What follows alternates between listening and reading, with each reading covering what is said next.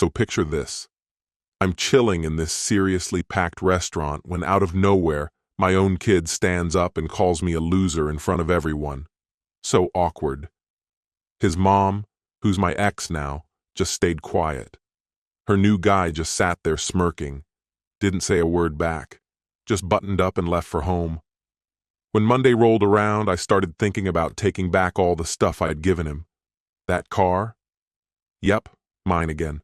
The swanky penthouse he's chilling in? Coming back to me too.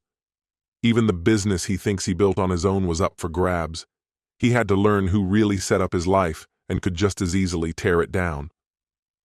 Oh, and in case you're wondering, I'm Reginald Coington. Over my 72 years, I've realized that silence can speak volumes. There's the quiet that comes from peace or understanding, but then there's the dangerous kind, where you're just keeping frustration under wraps. That's the kind I was dealing with as we sat at this fancy spot they call the Gilded Fork. We were in Richard Lawson's territory, the guy my ex Brenda's got with. The whole scene there was way over the top, from these crazy glass jellyfish chandeliers to the posh clinking of dishes. No doubt Richard was behind the choice. It was like a stage, and I was the main act for the evening. I was rocking this old Hart Schaffner Mark suit, fit me like a dream even after 20 years. It might not have sparkled, but it was top-notch quality. Andre, my son, and his wife Brittany were giving me the once-over. Brittany was judging every sip I took from my glass, like I was somehow doing it wrong. Andre was in full-on performance mode, kicked back in his chair like he owned the place, doing his best Richard impression, twirling his wine. Loudly, he was bragging to the whole room about his business skyrocketing, about the latest funding round, about trading up to a fancy car. Brittany giggled along, throwing in a, "You totally deserve it." I stayed quiet, knowing that funding was more imaginary than real investors. My ex, Brenda, wore this stiff smile, having morphed over 5 years with Richard from the grounded person I knew to someone worrying about handbag trends. She looked at Richard like he was some whiz at success. "Our son's brilliant, don't you think, Reggie?" she tossed at me, but it was more barb than question, implying I was the opposite. I just nodded, chewing on my steak, which, honestly, I barely tasted with all the drama going down. Then, like he was pouring on the charm, Richard chimed in. His voice oozed this patronizing praise, lauding ambition like it was the only thing that mattered, but making it clear I didn't have what it takes to build an empire. That one stung, your classic backhanded compliment from guys like him. Andre soaked it up, firing back that ambition and personal branding were the only things that mattered, leaving my old-school ideas about security and investments in the dust. The night dragged on with Andre flaunting everything. They've got luxe digs, expensive trips, a watch that probably could fund a small startup, each boast daring me to react. Dessert came out, one of those crazy cakes that probably cost as much as my utility bill, and Richard called it a night, picking up the tab as a not-so-subtle power play. He shot me a quick look, and that was the breaking point.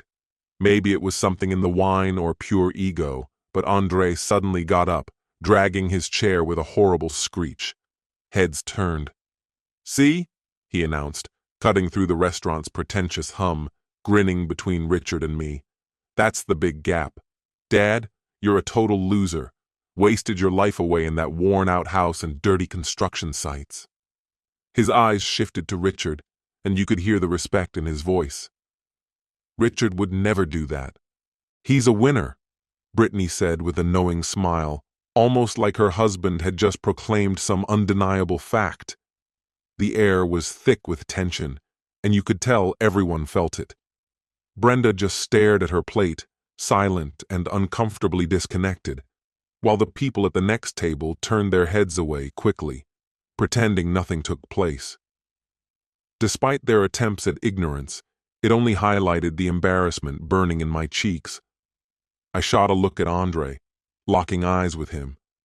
Just for a second, I caught a glimpse of the little kid I had once taught to ride a bike, A tiny flicker of regret flashed across his face, but it disappeared behind layers of luxury brands and entitlement.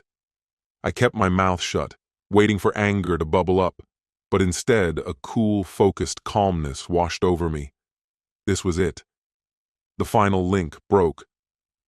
Slowly, I placed my perfectly folded napkin down by my untouched dessert. I got up, and my chair didn't make a sound. Every move was intentional and precise. I glanced at Brenda, then Richard, and finally Andre, saying nothing as I made my way out of the restaurant. When the heavy door shut behind me with a dull thud, I left them to bask in their hollow sense of triumph. Words were unnecessary. My actions would speak volumes enough.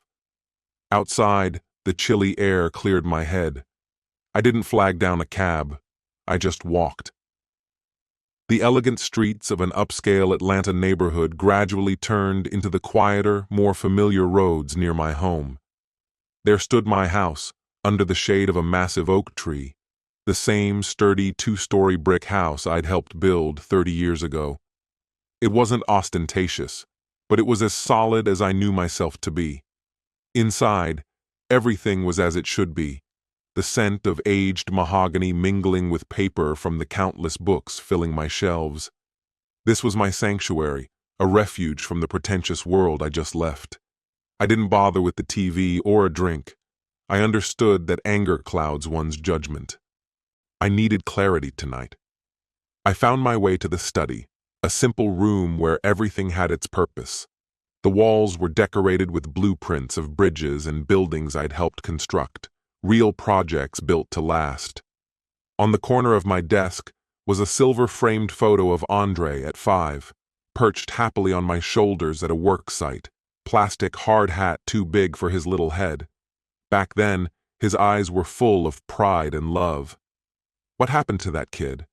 The question didn't pierce sharply but settled like a slow-burning ache, growing over the years. I'd remained passive, believing my love would be enough, an error in judgment. Real love doesn't mean endless sacrifice. Tonight marked the end of such sacrifices. I settled into my worn leather chair and powered up my trusty old Dell desktop.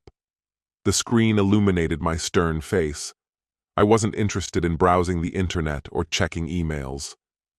My fingers moved deftly across the keyboard, opening an encryption program I'd set up ages ago. An intricate password protected it, a combo of letters, numbers, and symbols that only I knew. An uncomplicated interface popped up, showing several folder names that would be meaningless unless you knew their true significance.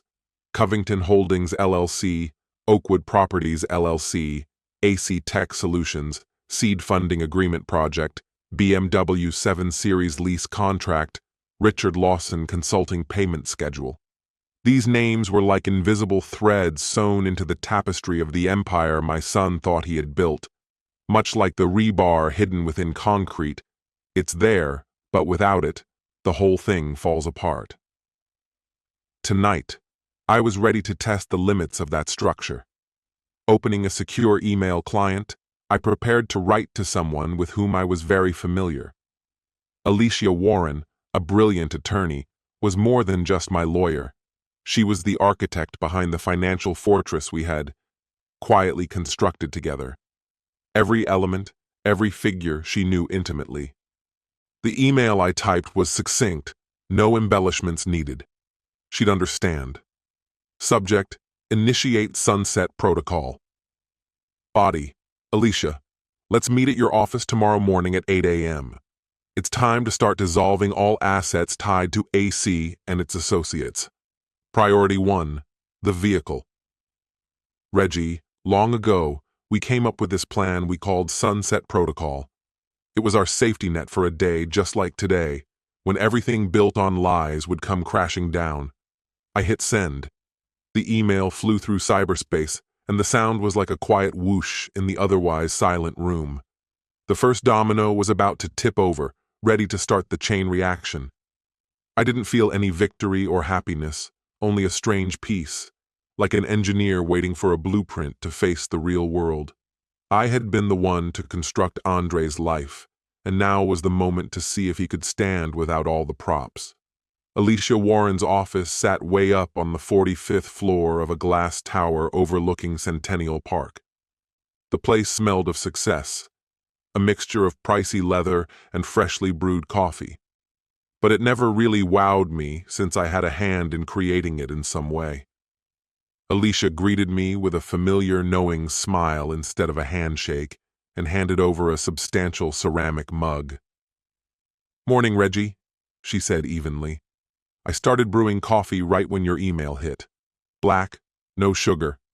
That's how you want it when you mean business." She wasn't wrong. Over 2 decades, Alicia has been more than my attorney. She's been my strategist, confidant, and keeper of my secrets. She's the only person who knows the full extent of the financial empire I built. I took the mug, letting its warmth seep into my cold hands. "Thanks, Alicia." She motioned for me to sit in a plush leather chair across from her massive oak desk, but chose to sit beside me, leveling things out. "Honestly, Reggie," she confessed, her eyes scanning my face. "When I saw Sunset Protocol in the email subject, it felt like my heart dropped.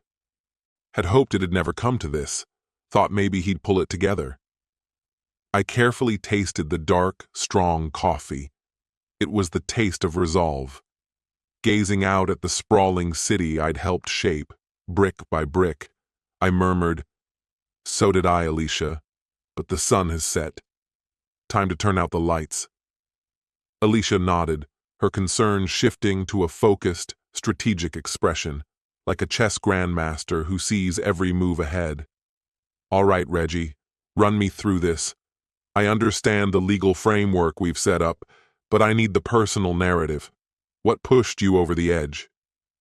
Peering into my coffee, I saw a reflection of the man my son labeled a failure. He said it, Alicia, loud and clear in front of everyone. Called me a loser, and Richard, Brenda's new husband, a winner. And Brenda, she just stood by. I glanced up to lock eyes with her. He's living in a reality he thinks he crafted. Today's the day we start revealing the truth of what's beneath him. Alicia leaned in, fully shifting into business mode. "Let's go over the assets. Start with the backbone of what he calls his empire, AC Tech Solutions." I took a deep breath. "Andre had ambition," I began, my words pouring out. "I'll give him that. Big ideas, big dreams. Saw himself as the next Steve Jobs, Atlanta's tech kingpin. But he was missing discipline, patience, and money. 6 years ago, he came to me with this vague pitch for a software company. It was all tech talk and pie-in-the-sky projections. I realized giving him a lump sum outright would vanish instantly, teaching him zilch. I paused, remembering that hopeful yet demanding look he wore. He didn't want a father's guidance. He wanted a blank check. So, I gave him what he asked for, though not in the way he expected. I told him my money was tied up in boring, safe retirement investments. He dismissed me as outdated. Alicia picked up the thread, using her legal acumen to stitch together the story I'd laid out. "That's when you came to me. We set up a quiet trust with $2 million tucked away in Delaware for maximum secrecy. Then we moved on to... There's a company out in California called Innovate Future Group, and they've got this whole venture capital thing going.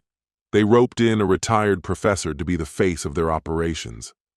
From Andre's perspective, a group of forward-thinking investors from the West Coast saw his genius and couldn't resist. He was over the moon about it. Next thing you know, he's flying to San Francisco, pitching his big idea, and leaving with a check in hand.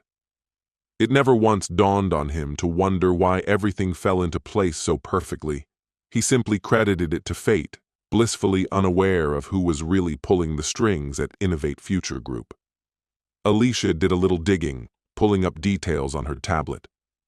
Turns out, Innovate Future Group owns a hefty 60% of ACT Tech Solutions, a firm entirely owned by a mysterious trust. Andre, despite being the CEO, holds just 20%, while another 20% is kept aside for future employees.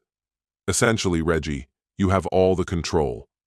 Andre might think he's running the show, but in reality, he's more like the highest paid employee at his own company, with a board that's practically an extension of you. Then we segued into the symbols of his supposed success. What about the car? I said, my words leaving a bit of a sour aftertaste. It was a BMW 7 Series. He claimed it was vital for projecting success to clients and investors. This guy, who used to be ecstatic about a reliable Ford, now believed that driving a fancy German car defined his success. It's a straightforward issue, Alicia commented, flipping through her device. Andre tried to lease it himself, but his credit wasn't good enough. So he ended up thinking that the company leased it for him, or at least that's what he believed. Spill the beans, I asked, though I knew the full scoop. The lease wasn't with ACT Tech Solutions, but through another entity we set up solely for asset management, Covington Holdings, LLC. We made it seem like a partnership with ACT Tech Solutions for executive cars. Andre signed the paperwork without a second thought, thrilled to have such an impressive car. The contract clearly stated the car was for an ACT Tech Solutions employee. The minute he ceased to be an employee, the car was gone. I finished the thought, the irony cutting deep. My holding company, a name he probably never even heard of, was the real owner of the car he drove, bought with my money, yet he called me a failure. Then there was the house, easily the largest piece of this pie. The penthouse, I mentioned softly. Alicia's face softened for a moment. It was a unique scenario, Reggie. I admitted that it was as much about Brenda as it was about Andre. After Brenda left me for Richard, she became obsessed with the idea that your home was your identity, convincing Andre it was true. He and Brittany searched high and low for the perfect apartment, one that'd make everyone around them green with envy. They landed on the penthouse at Oakwood. The Oakwood was this stunning pre-war building, recently spruced up, mixing old-world charm with modern luxury. Andre fell in love with it immediately. He talked my ear off about how it was just out of his price range and asked for help with the deposit. I turned him down, I told Alicia. Said it didn't make sense to live outside his means. Alicia grinned a bit. You didn't mention that you'd already snagged up the whole building 3 years back. It was priced low and in a prime area, just waiting for a boom. I said the seasoned engineer in me spotted an opportunity and pounced. Through another LLC, Oakwood Properties, I bought it. A solid investment all around. Genius, actually, Alicia corrected me. When Andre applied for the penthouse, our property management team approached him with a deal. They pitched the idea of needing a high-profile tenant like a tech CEO to raise the building's status, offering him a sweet leasing deal. His rent was next to nothing, just the building fees. He signed on and bragged for weeks about his savvy negotiation skills, thinking he'd sweet-talk the landlord into a great deal. He never bothered with the fine print. Nobody ever does, Alicia chimed in. The fine print clearly said his sweet lease depended on him working for ACT Tech Solutions. It also mentioned that the management firm could pull the plug on the lease with just 72 hours notice for any contract violation, and any breach that might tarnish the building's image was grounds for termination. So there it was, everything laid bare on Alicia's fancy oak desk. His business, his car, his house, every key piece of his life was courtesy of a trust fund, all set up by a dad he always thought of as a failure. He wasn't a self-made man. He was living under the protective veil of wealth that he never truly owned. Alicia, I said, the reality of my words lingering in the air. Everything he thinks belongs to him is actually mine.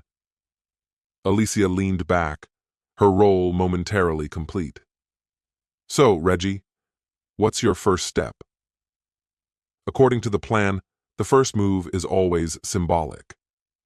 I thought about my son's smug face, the way he'd flaunt a wristwatch I'd paid for, driving a car I owned, heading to an apartment I funded. "The car," I said decisively. "That's our starting line. A winner shouldn't be waiting for the bus." Alicia's fingers flew over her tablet. "The car it is," she confirmed, her tone all business. "We can have a tow truck there by 9 a.m. Monday to end the corporate lease cleanly, swift and by the rules. But what's the broader strategy, Reggie? Do we hit him all at once? Gather up the car, block the corporate accounts, serve the eviction notice? We could have it all wrapped by noon on Monday if you're thinking of total blitz." I shook my head slowly, my eyes wandering past her to the familiar skyline outside. "No," I said. "That would be destructive, vengeful, and this isn't about getting even." "Then what's it about?" she asked quietly. I turned back to her, searching for the right expression, thinking of my career in engineering, the physics of structures, and the stability of what's built. "When you dismantle a building, Alicia, you don't just blow it up at the base. That's chaotic, unpredictable, and dangerous to everything around it. It's pure destruction." I leaned forward, intertwining my fingers. "A true builder, an engineer, goes another way. It's called a controlled demolition. You take it apart piece by piece. First, the flashy stuff that catches eyes. Then, the windows, those viewpoints to the outside. Carefully, you take down floors one after the other until you're left with the bones and the bare foundation. I don't want to ruin my son, Alicia. I want to dismantle the illusion he's been living in. I want him to feel the cold, hard truth of reality and learn what it means to genuinely create something on his own." Alicia absorbed every word, her eyes steady on mine. She got it. She wasn't just my attorney. She was the daughter of a carpenter. She knew the craft of building and unbuilding. "A controlled demolition," she repeated, a new understanding lighting her up. "It's cleaner legally, too. Every action stands on its own, as a justified business or property decision. No one move could be viewed as a personal vendetta. It's foolproof." "Exactly," I said. "So come Monday, we take the car, the status symbol. Let him sit with its absence, the discomfort of not having it. Then on Tuesday, freeze his access to the company funds. Cut off that cash flow, see him struggle as it dries up, and include Richard Lawson's fees in that. Let him feel squeezed." I took a deep breath before delivering the last instruction. "Then on Wednesday, when he's lost and feeling powerless, drop the eviction notice. Tear down his security, bit by bit. Let him experience the loss of each wall until it's gone." A profound silence fell over the room. This wasn't driven by anger, but as a lesson, a tough, painful lesson. Understanding, Alicia nodded. "I see what you're aiming for, Reggie. I'll start preparing the paperwork immediately." I stood, feeling a deep-seated weariness that had nothing to do with my age. The decision was finalized. Now came the challenge of living with it. "Thanks, Alicia." As I moved towards the door, I paused with my hand on the handle. It was time for things to get started, and I whispered it softly, almost as if I was speaking to myself. "Let's dive into the lesson." The week slipped by quietly, probably the calmest days I've experienced in a while. After leaving Alicia's office, an unexpected peace settled over me. Decisions had been made, plans were now rolling, and all I had to do was wait for everything to unfold. Friday and Saturday found me in the garden, tending to roses that needed trimming. Usually, this task was one I took pleasure in, but now it felt more like a solemn duty. Years of labor had made my hands skilled and steady. Snip. Another dead branch removed. Snip. An overgrown shoot stealing the strength from the main stalk. Each cut reminded me of the garden's harsh yet essential compassion. With plants that are frail or diseased, there's no space for sentimentality. Leaving them could harm the whole bush. Sometimes you have to prune back hard, almost to the stem, to let it grow back stronger. This wasn't done out of anger, but from a deep desire to see the plant flourish. My son was much like a flourishing plant smothered by the weeds of entitlement and arrogance. I was just the gardener doing what was necessary. On Saturday afternoon, my phone buzzed beside me on the garden bench. It was Andre calling, his name lighting up the screen. Just a week ago, my heart would have leaped. I'd have answered quickly, prepared to listen to his indifferent comments, just to hear his voice. Now, I simply watched his name flash again and again, a digital plea for attention. I turned the phone over, screen down, and went back to my roses. An hour later, it buzzed again. This time, it was Brenda. I didn't even bother to check. Her silence during dinner said it all. Now it was my turn to remain silent. That evening, I settled into my well-worn leather armchair, a spot where I had spent countless hours with a book. But tonight wasn't about a thriller or mystery. Tonight, I was diving back into a biography on Ulysses S. Grant, not as the general, but the president, a man known for his quiet perseverance and resistance against the corruption surrounding him. As I read through the pages, a passage about his persistence struck me. His ability to endure criticism without flinching, always focusing on the end goal. He wasn't dramatic, just steadfast, prioritizing results over making noise. Closing the book, I thought about the time Andre labeled me a loser. To him, my simple lifestyle, this modest house, my old car, appeared to be a sign of defeat. He missed the depth beneath the surface. He couldn't see how often the loudest voice belongs to those with the least strength. While he, Brenda, and Richard engaged in their loud game of checkers, I was playing chess, quietly strategizing my pieces for a checkmate set in motion long ago. Sunday arrived, bringing even more peace. I made my way to the church, the same one I'd attended for over 40 years. The sermon focused on responsibility and the consequences of one's actions. I didn't feel guilty, just clear-headed. I was holding my son accountable, ensuring he faced the results he needed to learn from. After church, I retreated to my workshop, working on an old piece of oak. The repetitive sanding was soothing. The phone remained on the kitchen counter, unmoved. They must have assumed I was feeling sorry for myself and stopped trying. They understood so little. As night fell, I found myself on the back porch, watching the sun sink behind the horizon, casting Atlanta in warm hues of orange and purple. The cool night air marked the end of the weekend, the last peaceful weekend before things took a turn. Alicia and I had dubbed our plan the Sunset Protocol, and it was aptly named. Sunrise would bring my son a hard but crucial lesson. There wasn't joy in this, just a profound sense of purpose. The lesson was looming. I spent the weekend deep in contemplation. My son, as I'd come to know from later frantic calls and tear-filled messages, spent his weekend lost in self-admiration.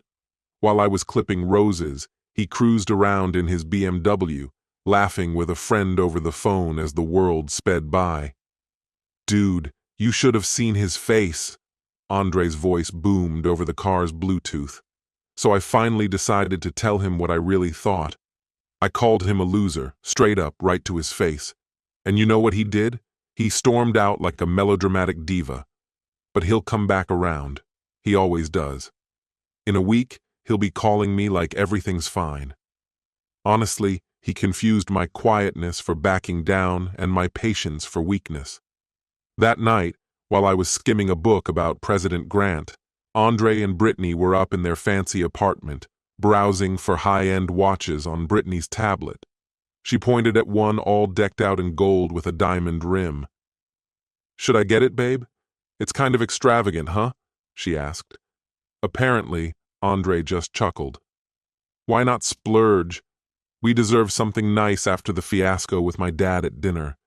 We need to treat ourselves after that mess." To him, he was totally in the right. He saw my leaving quietly as an insult, some faux pas he needed to fix with retail therapy. He was blind to his own rudeness, living in a world that just mirrored himself. The guy even phoned Richard, fishing for some praise for his so-called boldness. Richard, ever the smooth charmer, gave him exactly what he wanted. "You handled it well, Andre," Richard purred, slick as ever. "Sometimes you've got to draw a line with the older crowd who don't think like winners." "Thanks, Richard," Andre replied, sounding more genuine with him than he'd been with me in a long time. Guess having a real role model felt good for Andre, the same role model whose consulting job was actually just a glorified gig with a company I owned. The irony was thick. Andre spent the rest of the weekend staring out his posh apartment window, watching the city lights sparkle like a treasure chest below. In his mind, he was on top of a world he'd fashioned himself. He probably thought of me as some old guy in a worn-out house feeling this misplaced pity. He probably figured, he'll come around. He has no choice. He's got nowhere else to turn. But he was mistaken. I had a plan, and it was game time. Sunday night, 10 o'clock. The weekend had wrapped up. My place was dim, except for one lamp casting a cozy glow over my oak desk. The quiet felt different now, not the calm after a choice, but the tense silence before a storm. The fuse was lit on Friday, simmering all weekend. Now it was nearing explosion. I wasn't pacing, just sitting back in my leather chair, Grant's biography resting on my lap, eyes shut, just listening, waiting. Then, at 10:01, a soft ping came from my old Dell. An email alert. I didn't rush. Took a deep breath, put the book gently aside, and moved to the desk. The floor creaked slightly beneath me. The computer screen shone bright in the dark room. One new email in my inbox. From Alicia Warren. The subject said, "Update."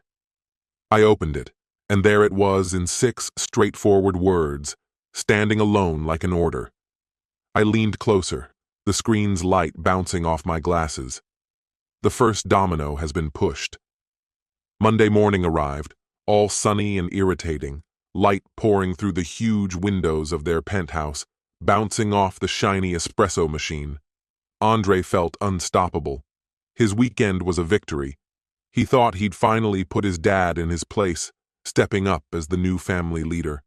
That feeling only got stronger as he pulled on his sleek Italian suit, the gleaming black BMW 7 Series, waiting for him in the garage downstairs. Brittany was humming away while doing her makeup, a little smug smile playing on her lips. "Sure you don't need a lift today, hun?" she quipped, catching his eye in the mirror. "We could take the Benz. I've got a spa appointment at 11 anyway." Andre chuckled, straightening his tie. "Nah, got a lunch with potential clients. Gotta make an impression." Andre drove up in his Beamer, feeling like he owned the place. You know how it goes. Image is everything. He leaned over, planted a kiss on her cheek, the scent of her fancy perfume pulling him in. "Besides," he said, dropping his voice as if letting her in on a secret, "I reckon we've earned the right to show off a bit. We are winners, after all." She giggled and nudged him playfully. "Go on, get out of here, you big shot." Feeling invincible, Andre snatched up his leather briefcase and made his way to the private elevator that led straight to the residence garage. The ride down was smooth and silent, and when the doors opened, he stepped into a gleaming, well-lit space. And there it was, his car. Not just any car, though. It was a testament to his success. Sleek, long, and glistening under the lights, it was the tangible proof of his hard work. He hit the button on his key fob, and the car chirped in response, its lights flashing a warm welcome. But as he approached, something seemed off. A grimy tow truck was stationed right behind his BMW, its yellow hazard lights blinking ominously, casting an unpleasant glow on the polished floor. A man in greasy blue overalls was crouched down by his rear tire. Andre's mood darkened quickly, his irritation rising. "Hey!" he yelled, his voice bouncing off the garage walls. "What's going on? This is a private garage. You can't just park here." The guy in overalls slowly got to his feet, using a rag to wipe his hands. He was a big guy, with a worn-out look that showed he wasn't impressed or intimidated, just tired. "You Andre Coington?" he asked, his voice a gravelly monotone. "Yeah, that's me," Andre snapped back. "And you better move that clunker out of the way before I have you hauled out of here. You're blocking my car." The man didn't flinch. Instead, he gestured towards the back of the BMW. "No, sir, I'm not blocking it. I'm here to repossess it." At first, those words didn't even register. They seemed so absurd, so out of place in his flawless world, that his brain refused to process them. He chuckled, more of a startled bark. "Repossess it? That's gotta be a joke. The car's paid off. It's on a corporate lease. You're at the wrong car." The driver exhaled in a way that suggested he'd dealt with this conversation many times before. He pulled a clipboard from his truck and showed it to Andre. "The order here says black BMW 7 Series, plate 8 Kilo Victor 391, belonging to a Mr. Andre Coington. That's you, right?" Andre's face went from frustrated to furious. How humiliating. "Yes, that's me, but you've got it all wrong. A stupid mistake. Who sent you? AC Tech Solutions? I own that company, and I'm telling you, we haven't missed a payment." The driver pointed at a line on the order with a grimy finger. "The order's not from AC Tech, sir. It's from Coington Holdings, LLC." Andre stared at the name. Coington Holdings. He had never heard of it. Relief was quickly replaced by fresh anger. "Look, that must be a screw-up. Never heard of that company. Now move your truck before I call security and have you removed for trespassing." The driver shook his head, sympathy in his eyes. "Sir, I have a valid repossession order. If there's any issue, call your leasing company." Turning his back on Andre, he started chaining up the undercarriage of the BMW. The metal clinking sounded like a warning bell. "Hey, get away from my car!" Andre shouted, his voice cracking with frustration. His hands shook as he pulled out his phone, struggling to unlock it. He found the leasing company's number and jabbed at the screen.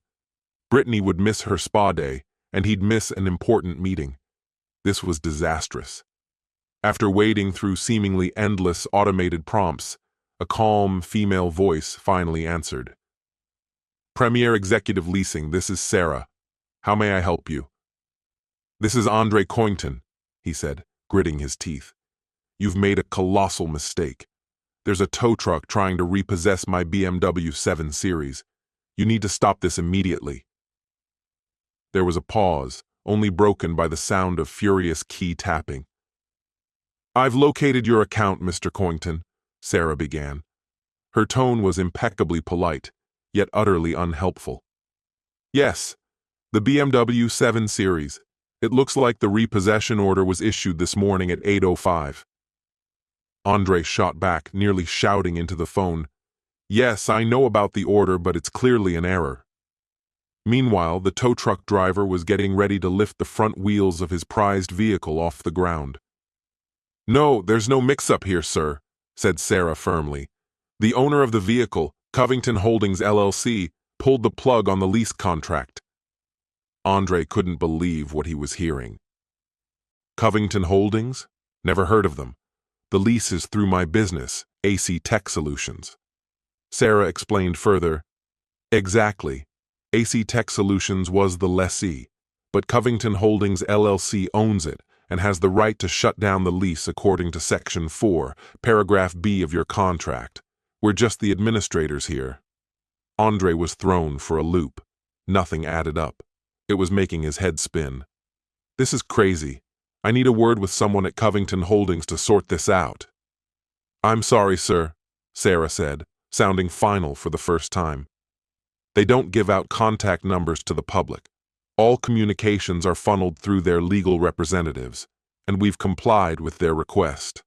From our side, this is all wrapped up. It couldn't just end like that." He looked at his prized BMW, now propped up in the air, once a mark of his success, now a point of shame. "Is there anything else I can help with today, Mr. Covington?" Sarah asked, as if offering an extra side dish. Andre was speechless. The unfairness of it all was suffocating.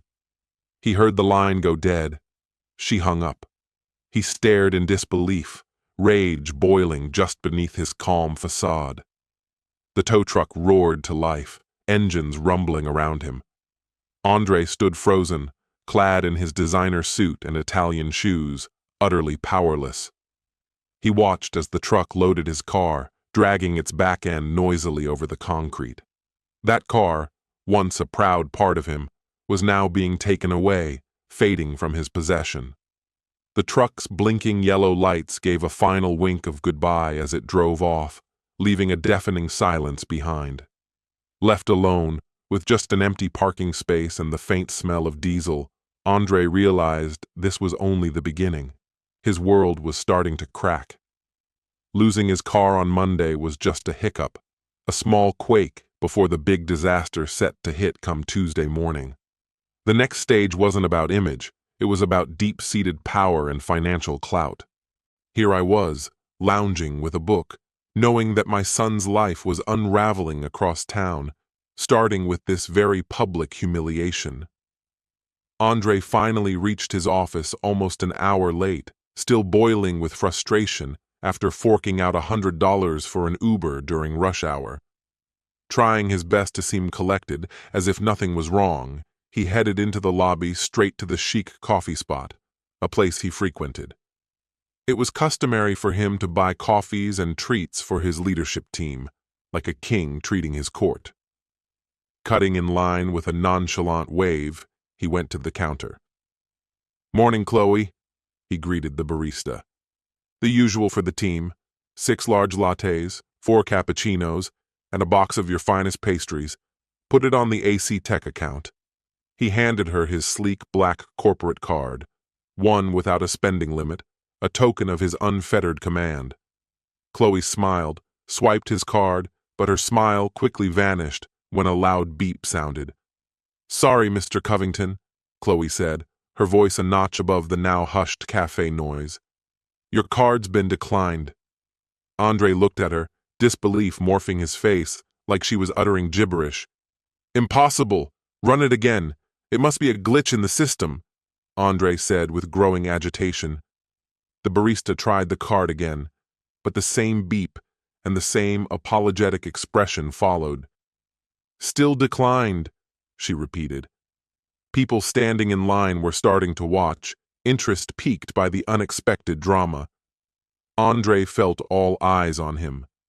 Really? Andre Covington, hailed as a tech prodigy, can't even buy a coffee. The thought gnawed at him, flushing his cheeks with embarrassment. "Ridiculous," he mumbled, snatching his card back. "The bank's network surely crashed." He hurriedly fished for his wallet to stave off further shame and threw down whatever cash he had. "Keep the change," he bit out tersely, then swiftly turned away, abandoning the pastries and coffees. What was supposed to be a small act of generosity turned into his public disgrace. He blasted into the elevator, fury morphing into a tight ball of worry deep in his gut as he ascended to his 30th floor office. His space was a corner one, surrounded by glass walls like an aquarium, visible to all his co-workers. He crashed into his ergonomic chair, determined to decipher what was messing everything up. Flipping open his laptop, he logged into the company's financial system, his hub for monitoring money flow and payroll. But as he attempted to sign in, a stark red message stopped him cold. Access denied. Baffled, he figured he'd just mistyped his password and entered it again, cautiously. Again, access denied. A cold sweat trickled down his face. This was no glitch. He was being locked out of the financial guts of his company. Frantically, he clicked the forgotten password link, only to meet another roadblock. User profile not found. Please contact your system administrator. Andre was the system administrator. Like a crushing wave, panic crashed over him, leaving him breathless.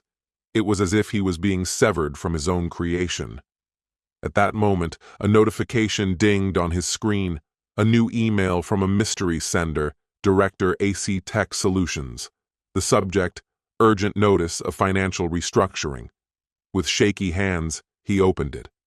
The email was a piece of cold corporate lingo, formal, emotionless, and chillingly to the point. To whom it may concern, it began. As of 9 a.m. Eastern Standard Time, majority shareholders of AC Tech Solutions have launched a thorough corporate restructuring. Due to this, all executive-level access to financial accounts, corporate credit lines, and spending authorizations have been put on hold pending a full audit and review. All unnecessary expenditures are frozen effective immediately. More instructions to follow. The message was signed off with a simple title, The Office of the Directorate, Majority Shareholders. The words rang in his mind. Who exactly were these majority shareholders? He always pictured the venture capital folks in California as silent partners, happy to sit back while he led the charge as long as profits were good. Clearly, they weren't mute at all. They had yanked all power from under him without bothering with a call. Slumped in his chair, eyes glued to the screen, his world seemed to shrink to the confines of those glass walls. Then his phone blared to life.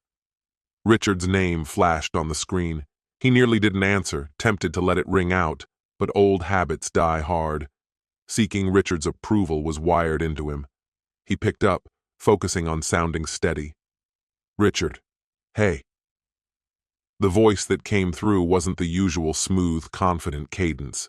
Instead, it was high-strung, panicked. Andre, what the hell is going on? My consulting fee hasn't hit my account. It's never late. I got bills. The mortgage on the lake house, Brenda's new car. Everything's on autopilot. Andre felt his stomach nosedive. The train of realization hit him hard. Delayed payments, the ominous email. They were linked. I'm not sure, Richard, he fibbed, the lie bitter on his tongue. I think there's a technical issue with the banking system. Richard's voice ricocheted, tense and jagged with stress. What is going on here? My whole business rides on this deal. You swore it was a secure long-term partnership, he nearly shouted. In mere days, Andre saw this once reliable mentor morph into someone frazzled and scared. Now, Richard's demands overwhelmed him as he struggled helplessly. I'm working on it, Richard, Andre muttered weakly. I'm trying to unravel it. Trying's not cutting it, Richard barked back. My reputation's hanging by a thread. Brenda keeps pestering me for answers. What am I supposed to tell her? That her brilliant son can't even sort out his own company's payroll? The call ended abruptly with a sharp click, Richard hanging up in frustration. Andre was left in silence, feeling like a king who discovered his kingdom was made of sand. His vigor, his influence, all stripped away. The man he admired now seemed as breakable as glass. He buried his face in his hands, the vibrant view of Atlanta muted through the towering glass. His world had unraveled, leaving him crushed. So that infamous Wednesday was the day when all his sense of security fell apart. While I was busy sketching some plans for a new community library, my son was going through the rough end of his school years. First, his prestige was gone, then his influence.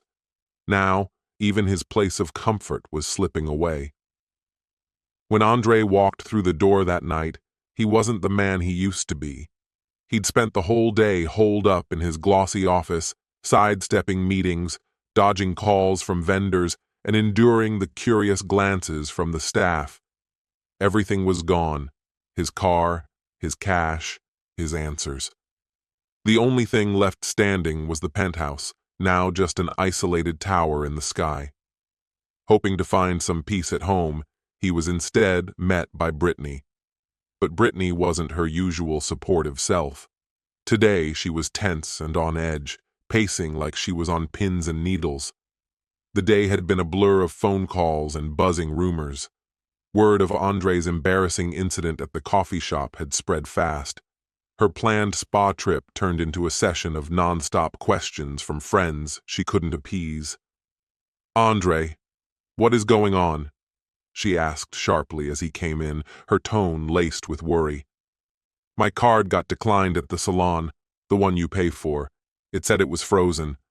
I ended up using my emergency debit card. It was so embarrassing." Andre dropped his briefcase by the door with a heavy thud echoing through the quiet room. "I have no idea, Brittany," he said, weary. "There's some hostile takeover situation. The investors have locked me out of our accounts. I'm working on it." "Working on it?" Brittany shouted, voice rising with emotion. "People are calling, Andre. Everyone's talking. Jessica heard from someone at your office that you're being pushed out. Is it true? Are you losing your company?" Just then, a loud knock disrupted everything. It wasn't a gentle tap or the usual sound of a delivery. This was a knock that demanded attention. Brittany stood stunned, eyes big with fear. Andre, feeling his heart race, peered through the peephole. A man in a sharp gray suit stood on the other side, someone Andre didn't recognize, looking like he was bringing bad news. With a sinking feeling, Andre opened the door. "Good evening," the stranger said with icy politeness. "Are you Andre Coington?" "Yes," Andre replied, his voice sounding foreign to him. "Who are you?" "My name is Mr. Harrison, the new senior property manager for the Oakwood." There was no handshake. Instead, Mr. Harrison held a sizable manila envelope. "The new property manager?" Andre repeated, puzzled. "What happened to Frank?" "Mr. Albright is no longer—" "Listen," Harrison said smoothly. "There's a management transition happening." He didn't wait for an invitation and walked right into the grand entrance, carrying himself like he owned the place. Frankly, he kind of did. Brittany, still by the window, hugged herself tightly. Her eyes widened with dread as she watched the scene unfold. Harrison scanned the apartment quickly, taking in the sleek furniture, the costly art pieces, and the magnificent city views, none of which seemed to impress him. "Nice place you have here, Mr. Coington," he commented, but his tone hinted at something else. "A lovely unit, which is why it's unfortunate we're here about your lease." Without hurry, he pulled a stack of papers from the envelope. "This is for you," he handed over the paperwork. "An official notice that your lease is ending." Andre's eyes darted from the papers to Harrison's expressionless face. It felt surreal, like watching someone else's story. "Lease termination. What's the meaning of this? We've got the lease covered for the whole year. Don't you realize we had a special agreement?" Andre objected. Harrison's lips twitched into a slight, self-satisfied smile. "Indeed," he nodded. "The special employee incentive lease. Quite generous, a $0 monthly rent for our top executive tenants. But the lease has certain conditions, especially Section 7, Clause C." He pointed to a highlighted part of the document. "Your lease is dependent on your continued employment with a related company, precisely AC Tech Solutions. We've recently been informed that you're no longer employed there in a capacity that qualifies you for the program." Andre was spitting words, trying to defend himself. "I'm not fired," he insisted. "It's just a small break from work." But the way Harrison shot back with those icy words hit Andre like a slap. "The legal team begs to differ. They've got it in writing from ACT Tech Solutions. Your job status shift isn't minor. It affects your lease, and the landlords can kick you out if they want." Harrison shoved some documents at Andre. "You've got 3 days to pack and leave. By Friday, 5 in the evening." The gravity of those words was hard to ignore. Andre's eyes ran over the legal jargon, understanding that eviction was now a reality. That's when Brittany crumbled. Her soft "no" grew into a gut-wrenching cry. "Where do we go? Everything we own is here. My clothes, my shoes. This is home." She turned on Andre, a mix of anger and fear contorting her features. "This is your doing," she shouted, shaking, finger pointed like a weapon. Your stubbornness, feuding with your dad, look what it's cost us. Brittany, wait, Andre pleaded, but her anger drowned his plea. Stop, she retorted. I left everything for you, my job, my life. I thought you were my safe bet, and now we're homeless because of your actions. How do I explain this to my family? My friends? Watching this emotional whirlwind unfold, Harrison seemed unfazed, like a scientist watching an experiment unravel. I've done what I came for, he said, turning away. If you need movers, call them. Just ensure everything's gone by the cutoff. Anything left will be tossed. Good night. The door clicked shut behind him, leaving a void filled with the remnants of their past security. Brittany's sobs subsided, leaving behind a silence even louder than her cries. Andre stood there, clutching the eviction notice, eyes darting over the words looking for any loophole, any mistake. Then he noticed it. There, beneath the bold signature scrawled across the paper, in fine print. This notice is on behalf of the property owners. It was signed by Oakwood Properties, LLC. Oakwood Properties? Yet another anonymous corporation tightening the noose. First, Covington Holdings took his car, then strangers took over his business, and now Oakwood Properties were taking his home. This didn't feel random, it felt personal, like an orchestrated act of sabotage. Standing in a house that no longer felt like his, with a wife who blamed him, life had him cornered. His car was gone, his bank account drained, and years of resentment simmered down to raw, unfiltered anger. Only one figure on this chessboard could maneuver such total destruction, a person he thought was insignificant. His hands trembled as he dialed a number he hadn't used in who knows how long. Forget planning his words. He was running on pure instinct, like a cornered animal ready to fight back. The phone rang once, twice, and then the voice that answered was far too familiar. Hello? It was calm, collected, and hearing his father's voice tore away what little composure Andre had clung to. You, he hissed into the phone, fury dripping from each word. This is your doing, the car, the company, the apartment. I know it's you. Silence echoed from the other end, not empty but charged with power. When his father's voice finally came through, its softness was like a weight pressing down. Andre, he said, it's time we talked. Andre wasted no time, getting there in less than half an hour. The sound of a budget Uber faded in the distance, a stark reminder of the lifestyle he once took for granted with his sleek BMW. When Andre showed up at his dad's place, his father wasn't there to welcome him at the door. Nope, he was just waiting in the study, the same spot where he had quietly started pulling the strings that would unsettle Andre's whole world. Andre hit the doorbell hard, the sound sharp and impatient. By the time he rang again, his father had already buzzed him in through the intercom, his voice smooth and direct. The door's open, Andre. Come to the study. Andre crashed into the room, more like a kid throwing a tantrum than the big-shot CEO he was supposed to be. His fancy suit looked like it had seen better days, wrinkled and rumpled, and his tie hung crookedly around his neck. His face was shiny with sweat, and his chest was rising and falling fast, trying to catch his breath while scanning the room as if the answers to his problems were hidden somewhere within the walls.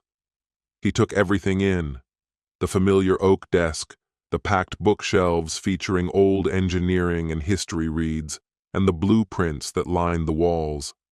Today, for the first time, he saw the room differently. It wasn't just his dad's musty old hangout. It was a headquarters of authority and order. His father sat there, as cool as could be, in that leather chair, hands calmly folded on the desk in front of him.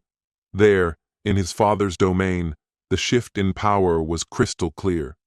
The air between them was almost heavy with silence until Andre finally broke, a storm of emotions brewing inside him, anger, confusion, disbelief mixing all together. How could you? He blurted out, his voice tangled with bewilderment and rage. How could you do something like this? To me, your own son, your family. You've ruined everything I built and cared about. To his father, the words seemed almost ridiculous, teetering on absurdity, but laughing wasn't on his agenda. This was a moment for lessons, ones as solid and unyielding as rocks. His father took a good look at the person standing before him, a man who saw his identity wrapped in his dad's money and his own mix of lies. Andre wasn't there hunting for an apology. His pride was still way too puffed up for that. He wasn't looking to acknowledge any of the mess he had made. He wanted someone else to clean it up. The accusations filled the room for a bit before they faded into nothingness. His father didn't take the bait, didn't rise to match Andre's energy. Instead, he gestured to a plain chair on the other side of the desk. "Sit down, Andre," he said, the authority in his voice as firm as it was composed. "Enough with the shouting. You've had your say, now it's time you hear me out." Andre took a seat. His face was still a storm of anger, but now there was confusion and fear mixed in. He looked like someone who sensed the ground crumbling underneath, but couldn't understand why. His father didn't give him a chance to regroup or throw out another blame game. Instead, he turned the big monitor on his desk towards Andre, revealing a solitary folder named The Foundation.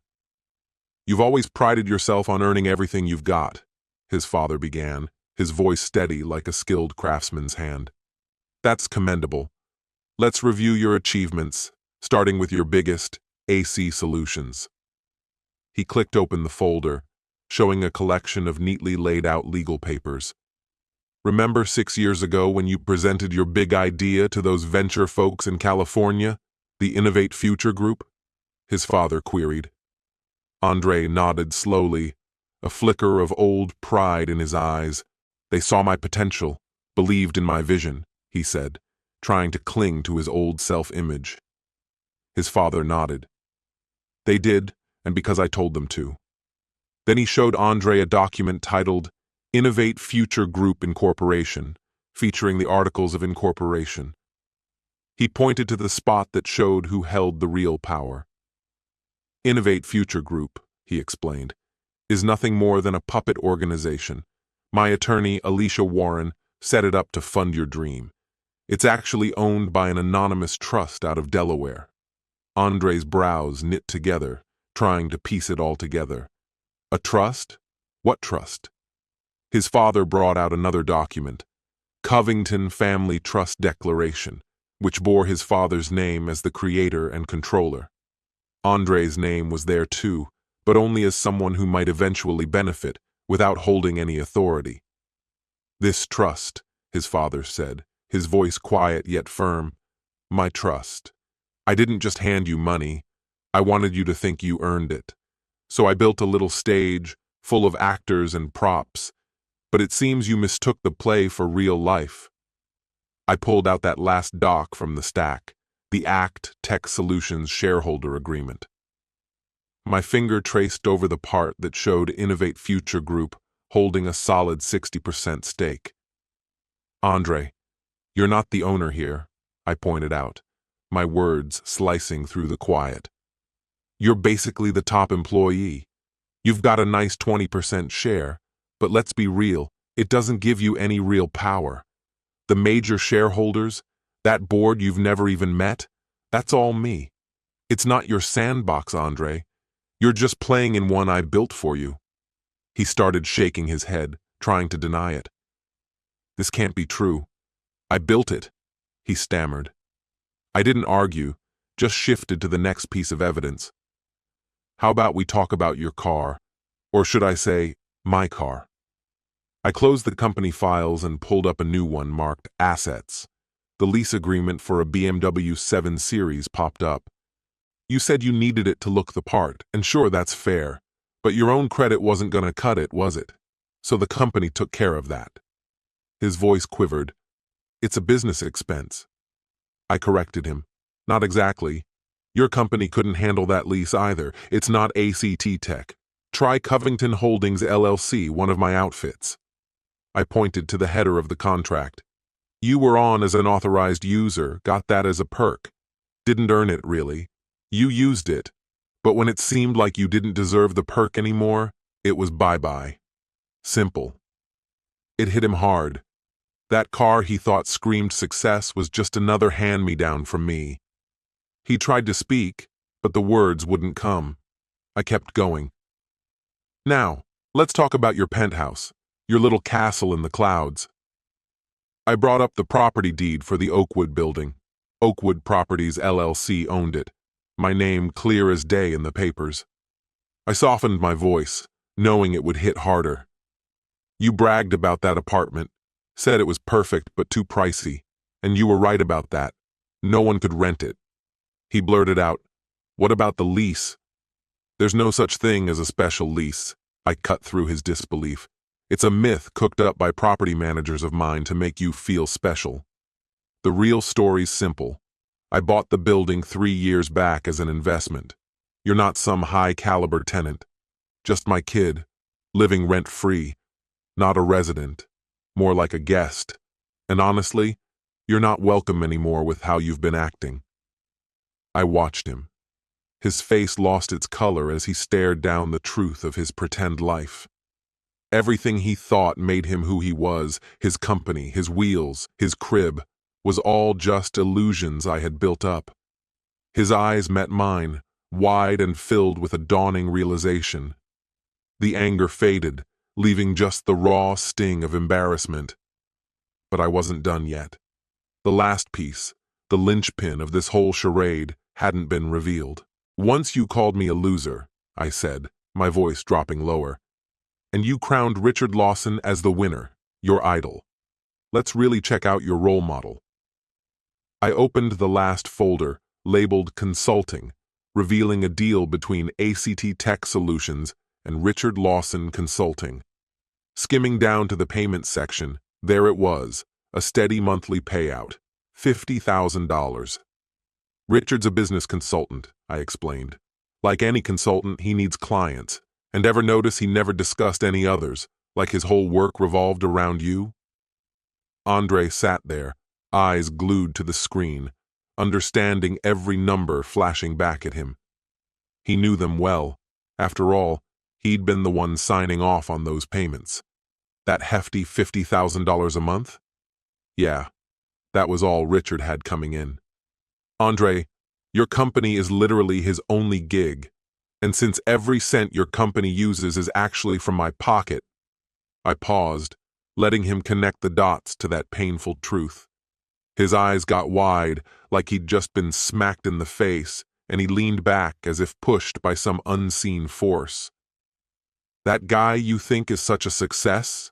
I went on, speaking slowly and clearly. "The same man your mom ditched me for, the one living large and talking about chasing dreams. It's all on my dime. I'm the one paying for that house. I cover the cost of your mom's new wheels. My trust sends the money to your business, and from there, straight into his bank account. The so-called success story your mom chose is actually getting paid by the failure she dumped."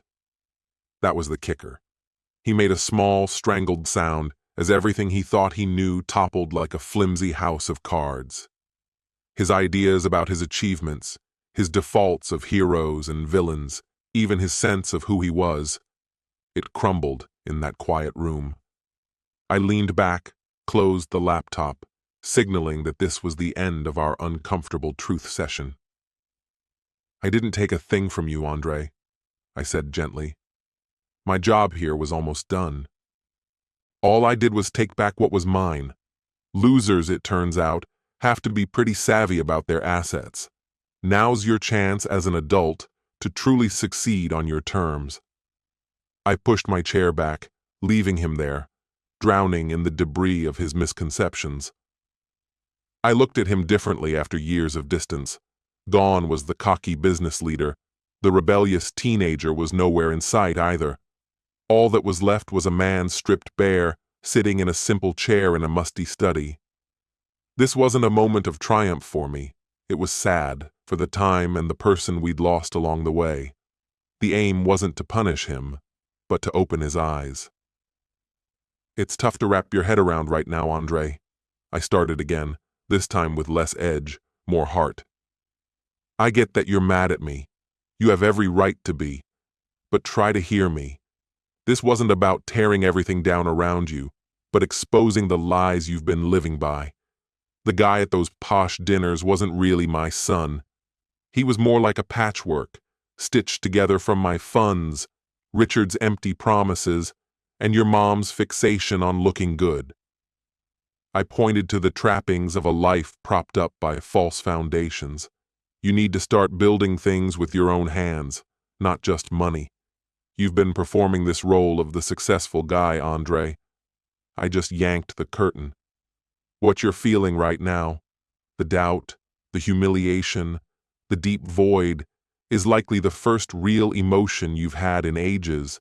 It's your beginning, your rock bottom. This is where you truly begin to craft a life, not just act like you have one." He looked at me, a mix of desperation in his eyes, maybe hoping I'd give him a way out and say this was just a teachable moment. But I didn't relent. "The trust fund with your name still exists," I said. "But you won't see another penny of my money.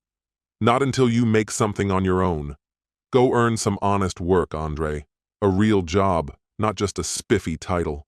Whether it's waiting tables or working construction, find a place that fits your wallet, not just your ego. Learn what it means to earn $1 through hard work. Build some humility. Discover what respect entails. Above all, figure out who you are when you have nothing." I pushed myself up from the cracked leather seat, which complained under my weight. "Maybe one day, long from now, you'll turn into the person I always believed you could be.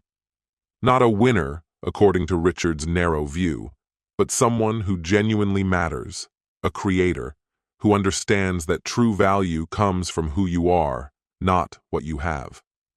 Until that time arrives, you're on your own." With those words, I closed my laptop. The soft click felt like the closing of a book, signaling the end of a chapter. The performance had concluded, and the point I'd been trying to make was finally out there. I turned and left the study, leaving my son to grapple with the reality of his situation. I walked away without a glance back. There was nothing more to add. I left Andre in that room, a figure amid the ruins of his own making. I had no idea where he went after that, and didn't care to find out. My part in that story had ended. The lesson was given, and whatever he chose to take from it was solely his decision now. The days that followed brought a calm I hadn't felt in 30 years. It was as if the house itself had shrugged off a tremendous burden. No more urgent phone calls, no passive-aggressive messages, no contrived family dramas needing my quiet financial bailouts. Just peace. A week rolled by, and there I was on my back porch as evening settled over the neighborhood.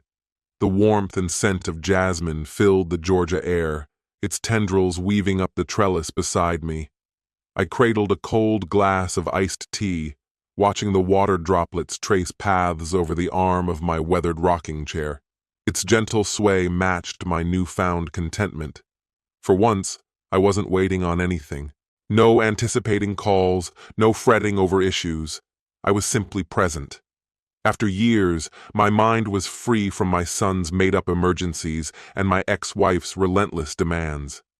I was alone, but I felt a deep peace, not a void. A memory played back from a dinner when Andre had used a word that set all this in motion.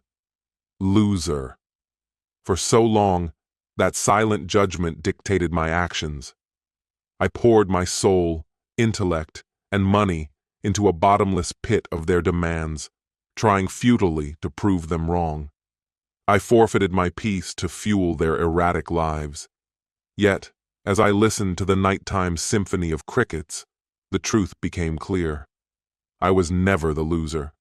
I'd been a host to parasitic needs, and now I was free. My ultimate achievement wasn't some grand structure. It was painstakingly dismantling a harmful family dynamic. With that chapter behind me, I had room to create something new. The future of my relationship with my son, uncertain, but my future, that was mine to shape. When my cell phone buzzed loudly on the side table, it disturbed my tranquility. Brenda's name flashed across the screen. Initially, I hesitated to answer it. There wasn't much left between us. Yet, driven by curiosity, I decided to hear how this drama would play out. I let the phone ring a bit longer to underline my new personal space, then answered it. Holding it to my ear, I remained silent, listening first to frantic breaths, then her voice, a far cry from the composed and superior tone at the restaurant, filled with desperation. "Reggie, oh, thank God!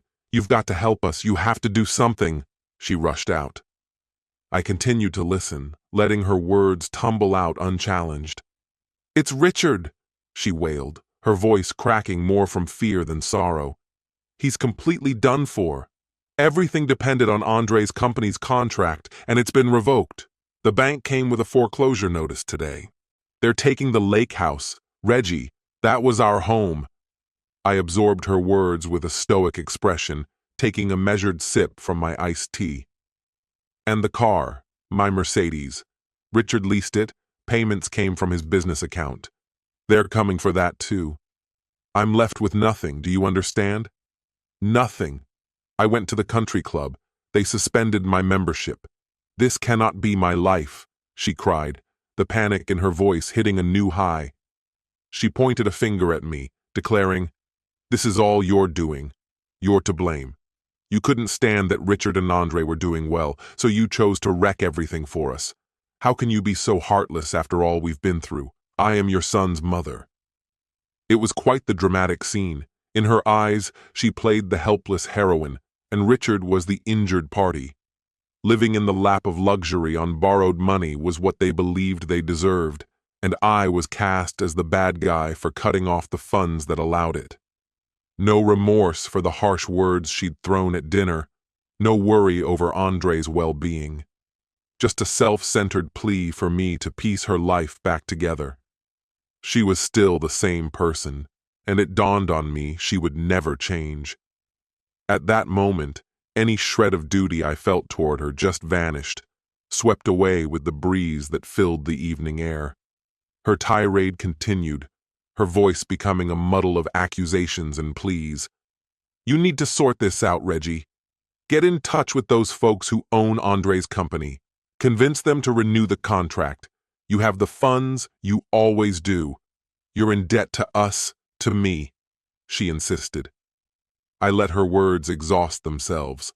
The silence that followed was weighted with her breathless anticipation. She expected me to cave, to do what I'd always done, quietly fix it all.